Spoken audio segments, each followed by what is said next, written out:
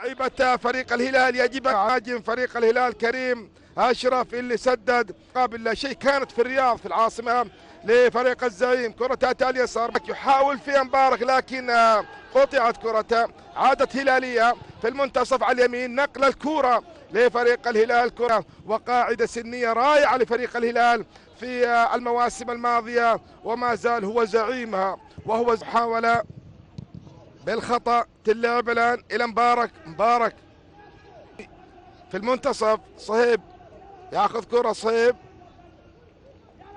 ياخذ كرة وكور مقطوعة كانت واضحة.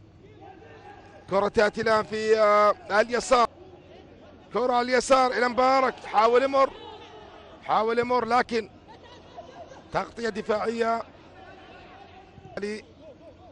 شوط فني نجح فيه المدرب الوطني أمام البرتغالي رودولفو للدريهم. كرة تأتي الآن على اليمين، الله على هذه الفرصة للهلال.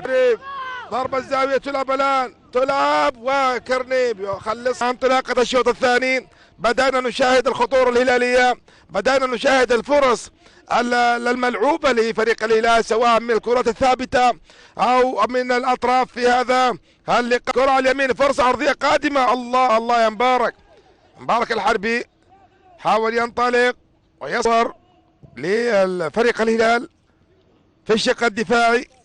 تصل هدهد يمشي